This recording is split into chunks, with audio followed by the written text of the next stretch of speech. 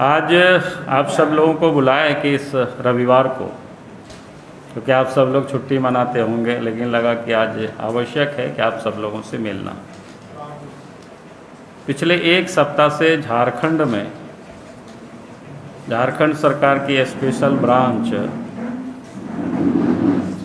की जानकारी, या पता नहीं कहाँ से उन्होंने जानकारी गैदर करते हैं कि झारखंड में हेमंत सोरेन की सरकार को गिराने के लिए कुछ लोग झोली में नोट लेकर के लोग घूम रहे हैं। और पिछले दिनों आप सबको ध्यान में होगा कि एक सप्ताह पहले भी झारखंड राज्य के 22 जगहों पर, ठिकानों पर छापामारी की गई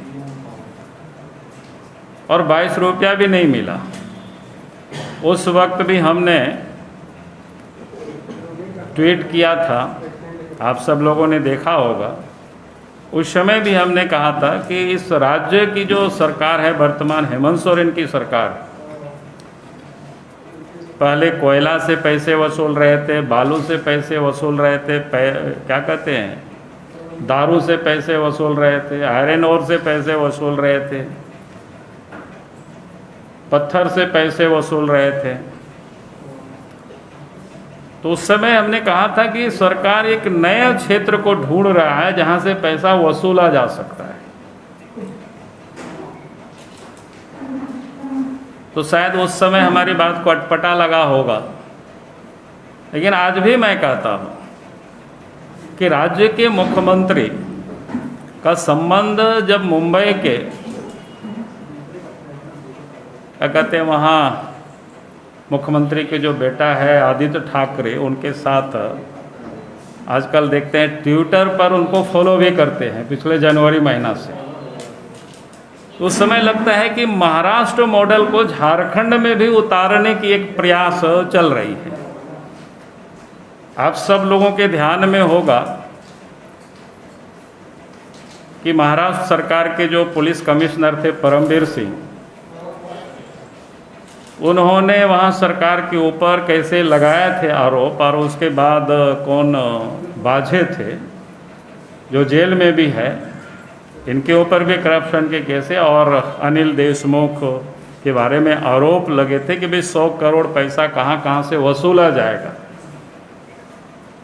तो आज झारखंड भी उसी दिशा में जा रही है और पहले 22 जगहों पर, 22 ठिकानों पर पुलिस ने छापामारी की, हाथ कुछ नहीं लगा। और पिछले दिनों जो कल घटना जिस प्रकार से आज अखबारों की सुर्खियों में छपा हुआ है कि परसों रात में किसी होटल में 2 या 3 लोगों को गिरफ्तार किया गया और शायद पैसे भी बरामद हुए 2 लाख के समथिंग। चूँकि अधिकृत तो सरकार ने कोई बयान नहीं दिया है, किसी कोई पुलिस अफसरों ने बताया नहीं कि क्या क्या मिला, कितना मिला पैसा, ये सारी चीज़ें आज भी कहीं कोई आता पता नहीं है। लेकिन एक तो कल उस परिवार के कुछ सदस्य बोकारो से लोग आए थे जिनको गिरफ्तार किया है, उनसे मिलने के लिए। उनसे तो मिलने नहीं दिया गया उन लोगों को। तो रात में टेलीफोन से संपर्क किया, फिर हमसे मिलने की लोगों ने इच्छा व्यक्त की, तो फिर 9 बजे रात में मिले भी उन लोगों से। और फिर उन लोगों ने बताई कहानी पूरी कि 22 तारीख को ही रात में, ऐसे अगर तिथि के हिसाब से कहेंगे तो 23 तारीख हो जाता है, नहीं 22 को यानी 23 को, क्या कहते हैं उसको, 12 बजे के बाद यानी सुबह 1 बजे रात में घर से महतो जी को उठा करके पुलिस बोकारो थाना ले जाती है, सिटी थाना है वहाँ पर। हमने फिर पूछा कि भाई कौन आया था उनको पकड़ने के लिए, तो वहाँ के डीएसपी, वहाँ के थानेदार, घर के लोगों ने पूछा कि भाई इनको कहाँ ले जा रहे हो, क्या बोले नहीं पूछताछ करना है, इसलिए आप लोगों को चिंता नहीं करना है। लेकिन फिर भी घर के लोग चिंतित थे, तो सवेरे 4 बजे लोग वहाँ गया।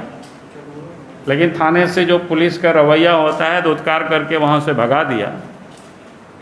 और उसके बाद उसी समय एक सफ़ेद रंग की स्कॉर्पियो गाड़ी आती है। हाँ, लेकिन एक बात और उन लोगों ने बताया, जब उस थाना में लोग गया तो पहले से एक व्यक्ति को और थाना में बैठा करके रखा है, वो भी बोकारो की है। वो क्या कोई सिंह जी, उनका अमित सिंह।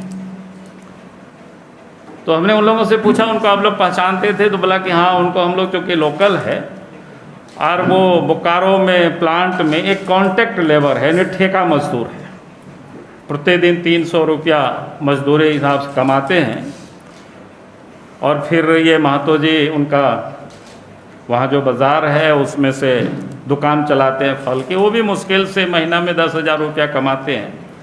यहाँ तक लोगों ने बताया कि कुछ दिन पहले उनके पिताजी की भी देहांत हो गया, 1 महीना पहले। तो उनको क्या बोलते हैं, अंतिम संस्कार के लिए भी उनके पास पैसा नहीं था। फिर लोगों ने सहयोग करके कि फिर पिताजी का लोगों ने संस्कार करा पाए। और तीसरा तो कौन, दुबे जी है, उनके बारे में वैसे लोग बोलते हैं कि बेरोजगार है या उनके पिताजी का शायद कहीं छोटा मोटा दुकान है। और उसके बाद आश्चर्य तब हुआ कि फिर हमको सोशल मीडिया, क्या कहते हैं, सोशल मीडिया करें, ये 24 तारीख का जो वहाँ बोकारो जागरण संवाददाता ने जो न्यूज छापा, तो उसको लोगों ने हमको भेज दिया। फिर हमको तो बड़ी आश्चर्य लगा कि भाई जिनको 2 तारीख, क्या कहते हैं, 22 तारीख को रात यानी 23 तारीख को भोर 1 बजे जिसको पकड़ा, और फिर क्या पुलिस दिखा रही है कि यहाँ होटल में उनकी गिरफ्तारी लोगों की होती है। तो आप समझ सकते हो कैसी स्थिति है राज्य की। और उसके बाद भी आश्चर्य ये होता है कि अगर इतना बड़े आपने जिन लोगों के ऊपर धारा दफा लगाया है, देशद्रोह का मामला, और सरकार को हिलाने की और गिराने की जो कोशिश हो रही है, फिर आश्चर्य लगा कि झारखंड सरकार के जो पुलिस पदाधिकारी है, कायदे से तो ये मामला डीजीपी को प्रेस कॉन्फ्रेंस करना चाहिए और बतानी चाहिए था कि क्या क्या मिला, नहीं तो स्पेशल ब्रांच के जो एडीजी है उनको प्रेस कॉन्फ्रेंस करना चाहिए, नहीं तो रांची में ये घटना हो रही है, यहाँ के पुलिस को सामने आना चाहिए। लेकिन पुलिस ने एक बयान ऐसे ही प्रेस रिलीज जारी किया और उसमें कहीं कोई तथ्य, कहीं कुछ दिखाया नहीं, भाई क्या क्या मिला, क्या पकड़ा, कहीं कुछ नहीं। तो इससे बिल्कुल साहब, प्रेस कॉन्फ्रेंस कौन करते? जेएमएम के नेता करते। मैं पुलिस और सरकार के पदाधिकारियों को मैं एक बात तो हिदायत देना चाहता हूं कि भाई आप कोई पॉलिटिकल पार्टी के, झारखंड मुक्ति मोर्चा के टूल्स, पुलिस को टूल नहीं बननी चाहिए।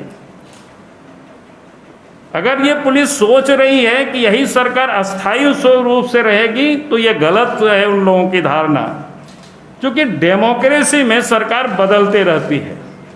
हम सबको पता है कि इन 20-21 वर्षों में कितनी बार सरकार यहाँ बदली। तो आज उनकी सरकार है, कल और की सरकार बनेगी।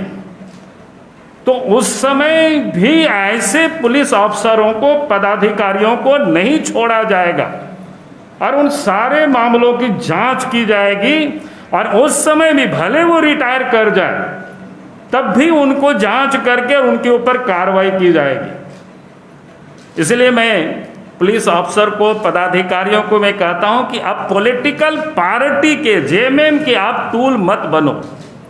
कानून की हिफाजत के लिए हैं तो कानून की हिफाजत करिए। सवाल ये नहीं है कि कल पकड़ाए, जिस रास्ते पर पुलिस चल रही है तो अराजकता की ओर जाएगी।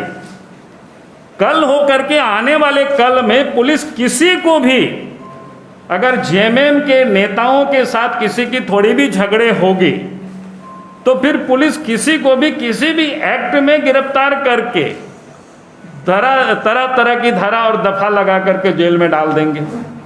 तो ये बिल्कुल अक्षम्य क्राइम है। ये, इसको क्षमा करने योग्य ये क्राइम नहीं है, क्योंकि कल होकर के किसी के घर में पुलिस घुस सकती है, किसी के दुकानों में पुलिस घुस सकती है और कुछ भी लगा सकती है आरोप। और इसलिए भारतीय जनता पार्टी इसका विरोध करती है।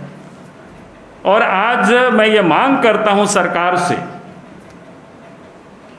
हाईकोर्ट के सिटिंग जज की अध्यक्षता में एक एसआईटी गठित करके सरकार को पूरी मामलों की जांच करानी चाहिए, ताकि दूध का दूध पानी का पानी हो। चाहे कोई भी हो, उस व्यक्ति को सजा मिलनी चाहिए।